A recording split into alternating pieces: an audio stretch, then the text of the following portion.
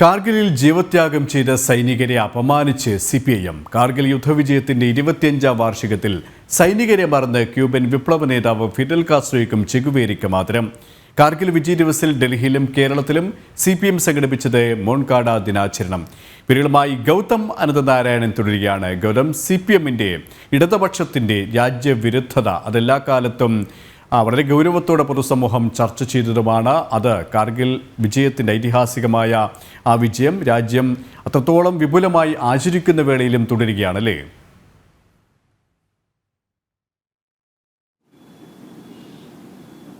KP അതുതന്നെയാണ്. അതായത് ഇന്നലെ രാജ്യമൊട്ടാകെ കാർഗിൽ വിജയ് ദിവസ് ആചരിക്കുകയായിരുന്നു. മാത്രമല്ല, ഈ വർഷത്തെ കാർഗിൽ വിജയ് ദിവസിന്റെ പ്രത്യേകത നമുക്കറിയാം. ഭാരതത്തിന്റെ സൈന്യം കാർഗിൽ മലമുകളിൽ ഐതിഹാസികമായ യുദ്ധവിജയം നേടിയിട്ട് അര നൂറ്റാണ്ട് തികയുന്ന ഘട്ടമാണ്. അതിനാൽ രാജ്യത്തൊട്ടാകെ വലിയ ആഘോഷങ്ങളും കാർഗിലിൽ രാഷ്ട്രത്തിന് വേണ്ടി ജീവത്യാഗം ചെയ്ത 528 സൈനികരെ അനുസ്മരിക്കുന്ന പരിപാടികളും സംഘടിപ്പിച്ചിരുന്നു. എന്നാൽ വളരെ വിചിത്രമായ രീതിയിൽ CPIM അവരുടെ അഖിലേന്ത്യാ ആസ്ഥാനമായ ഹർകിഷൻ സിംഗ് സുർജിത് ഭവനിലാണെങ്കിലും സംഘടനാ സംവിധാനമുള്ള കേരളത്തിലാണെങ്കിലും നടത്തിയത് ഈ ക്യൂബൻ വിപ്ലവത്തിന് തുടക്കം കുറിച്ച ദിനമെന്ന നിലയിൽ ഫിഡൽ കാസ്ട്രോയെ ആദരിക്കുന്ന ചില പരിപാടികളാണ് ഇന്നലെ രാജ്യത്തൊട്ടാകെ CPIM സംഘടിപ്പിച്ചത്. മാത്രമല്ല,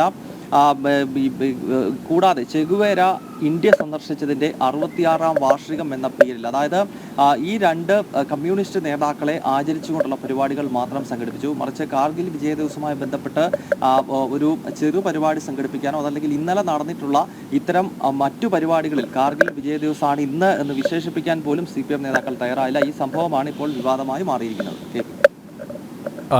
ഗൗതം സൂചിപ്പിച്ചതുപോലെ തന്നെയാണ് ഇത്തരത്തിൽ ഫിഡൽ കാസ്ട്രോയ്ക്കും ചെഗുവേരയ്ക്കും അനുസ്മരണം, അവർക്കുള്ള ഒരു ആദരം എന്ന രീതിയിൽ പരിപാടി സംഘടിപ്പിക്കുമ്പോൾ കാർഗിൽ യുദ്ധത്തിൽ വീരമൃത്യു വരിച്ച ബലിദാനികളായ സൈനികർക്ക് ഒരു ശ്രദ്ധാഞ്ജലി അർപ്പിക്കാൻ പോലും ഈ CPIMന് സാധിച്ചിട്ടില്ല. CPIM നേതൃത്വം അതിന് തയ്യാറായിട്ടില്ല എന്ന് പറയുമ്പോൾ അവരുടെ ഒരു രാജ്യവിരുദ്ധതയാണ് പ്രകടമാകുന്നത്. പലപ്പോഴും ചൈനയോടുള്ള ഭാരതത്തെ തകർക്കാൻ ശ്രമിക്കുന്ന പാകിസ്ഥാനെ എല്ലാവിധ സഹായ സഹകരണങ്ങളും സാമ്പത്തികമായാലും സൈനികമായും നൽകുന്ന ചൈനയെപ്പോലും, ആ ചൈന പ്രണയം പോലും പ്രകടമാണ്. അല്ലെങ്കിൽ ആ രീതിയിൽ അവർ തന്നെ നേതൃത്വം തന്നെ പരസ്യമായി വ്യക്തമാക്കുന്ന ഒരു കാര്യമാണ്. ഇത്തരത്തിലുള്ള ഒരു മുൻകാട ദിനത്തിലൂടെ ഈ പാകിസ്ഥാൻ പ്രണയവും ചൈനീസ് പ്രണയവും ഇങ്ങനെയുള്ള ഇടതുപക്ഷ നേതാക്കളോടുള്ള ആദരവും പ്രകടമാക്കുമ്പോൾ എന്തുകൊണ്ട് ഒരു വാക്ക് പോലും ഒരു വരി പോലും നമ്മുടെ സൈനികരെ ഓർമ്മിച്ചില്ല എന്നതിന് വളരെ ഗൗരവത്തോടെ വിലയിരുത്തേണ്ട ഒരു അവസ്ഥയുമാണ്.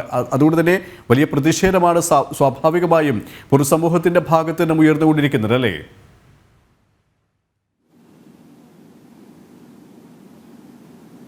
KP സ്വാഭാവികമായും ഇത് കമ്മ്യൂണിസ്റ്റ് പ്രസ്ഥാനങ്ങളുടെ ഭാഗത്തു നിന്നും ഇത്തരം രാജ്യവിരുദ്ധ സ്വഭാവം മുൻപും ഉണ്ടായിട്ടുണ്ട്. പ്രത്യേകിച്ച് രാജ്യത്തെ കമ്മ്യൂണിസ്റ്റ് പാർട്ടികളെ സംബന്ധിച്ച് അവരെ നിയന്ത്രിച്ചുകൊണ്ടിരിക്കുന്നത് ആഗോള തലത്തിൽ പ്രവർത്തിക്കുന്ന കമ്മ്യൂണിസ്റ്റ് സംഘടനകളാണ്. പ്രത്യേകിച്ച് കമ്മ്യൂണിസ്റ്റ് ചൈന, ഭാരതത്തിൻ്റെ ഒരു ശത്രു രാഷ്ട്രമായി നിലനിൽക്കുന്ന കമ്മ്യൂണിസ്റ്റ് ചൈനയുടെ നിർദ്ദേശപ്രകാരമാണ് CPIM ഉൾപ്പെടെയുള്ള സംഘടനകൾ നമ്മുടെ രാജ്യത്ത് പ്രവർത്തിക്കുന്നത് എന്ന കാര്യത്തിൽ യാതൊരു സംശയവുമില്ല. നേരത്തെ മുൻപ് 1962 ചൈന ഇന്ത്യയെ ആക്രമിക്കുന്ന ഘട്ടത്തിൽ നമുക്കറിയാം, അന്ന് രാജ്യം ഒന്നാകെ ഇവരെ ചൈനീസ് ചാരന്മാർ എന്ന് വിശേഷിപ്പിച്ചതുപോലും ഇതിൻ്റെ അടിസ്ഥാനത്തിലാണ്.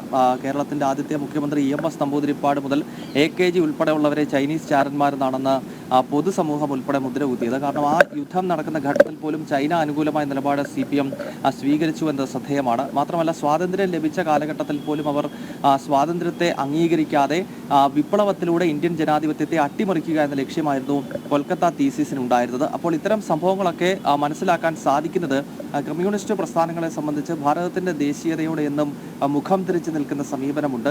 അത് ഭാരതത്തിൻ്റെ രാഷ്ട്രീയ ചരിത്രത്തിലുടനീളം നമുക്ക് CPM എന്നല്ല എല്ലാ കമ്മ്യൂണിസ്റ്റ് പ്രസ്ഥാനങ്ങളുടെയും ഈ നയം നമുക്ക് മനസ്സിലാക്കാൻ സാധിക്കും. അതിൻ്റെ ഏറ്റവും അവസാനത്തെ ഒരു ഉദാഹരണം മാത്രമാണ് കാർഗിലിലെ നമ്മുടെ സൈനികരെ അപമാനിച്ചുകൊണ്ട് ഇത്തരത്തിൽ ഫിഡൽ കാസ്ട്രോയ്ക്കും ചെഗുവേരയ്ക്കും ആദരം അർപ്പിച്ച ഈ സംഭവത്തെ നോക്കിക്കാണാൻ.